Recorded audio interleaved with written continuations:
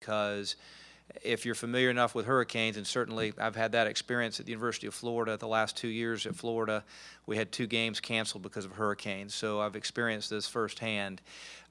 These things have a way of changing in an instant, and so we felt like we needed to wait as long as possible before making a final decision. The game had been kept at 6 o'clock on Saturday for a lot of reasons. The primary reason was because we felt that we were really just going to be enduring some rain here, and you can play football in the rain. We were not fearing lightning or tornadic activity, and it didn't even look like we would have heavy winds at that point. And so that's why the game had remained on Saturday. However, the storm took a bad turn for this area in the last 24 to 36 hours.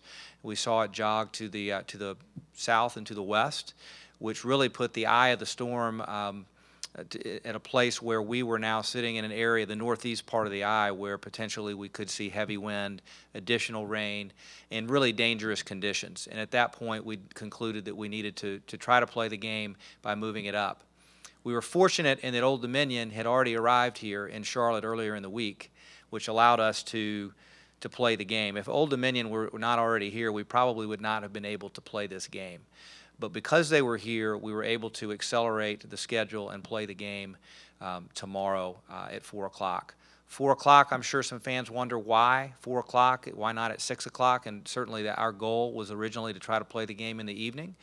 But looking at some forecast models, we were concerned about some weather that might be moving in Thursday evening. It also gives Old Dominion the opportunity to go ahead and head out after the game and begin their journey back to Virginia. And so that was really the priority in the end, and that's why 4 o'clock. Our fans who can't make it will be able to watch the game on ESPN3. We understand this is a huge inconvenience, but this is an unusual situation, an unusual circumstance, and it calls for extraordinary measures, and that's why we made the decision that we did. Well, initially, when we first saw the forecast, and we've been monitoring the storm for about a week now, we had contemplated pushing the game back a day to Sunday, thinking that the worst of the weather might be behind us by then. But as the storm slowed, it was apparent that was not going to occur. We did not share a common open date with Old Dominion, which meant that the only opportunity we would have to play them would be at the end of the season if neither one of us is in the championship game. And honestly, when you have only 12 opportunities in a season and you're trying to win as many games as you can, we wanted to make sure we were maximizing our competition opportunities for both schools.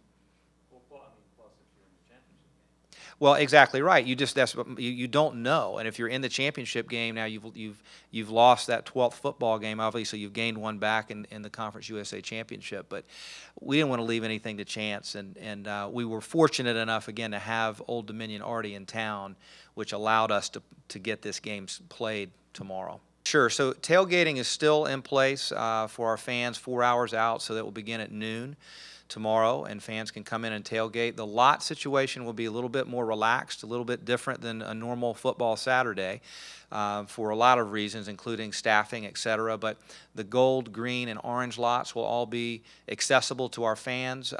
It doesn't require a parking pass for this game. Again, unusual circumstances, so we've relaxed that to allow fans to be able to come in and park. Because the campus is, except for mandatory employees, is essentially closed, there should be plenty of parking for our fans who come to the game tomorrow to be able to park, to tailgate, to enjoy the game. And the weather, quite honestly, should be really nice. It looks like it's going to be a pretty day. And you know, our students are out, no classes, so you know, we're guessing we could actually have a great student turnout tomorrow because you know, they're probably prepping for their hurricane parties. They need something to do. It was excellent. You know, I've known Wood Seelig for a long time, a friend, and he was fantastic. Just could not have been more helpful and accommodating in the process. You know, you put yourself in their shoes. You know, as the road team, it's even more of a challenge. And they were faced with a mandatory evacuation of their campus earlier in the week, which is why they're here in Charlotte now already.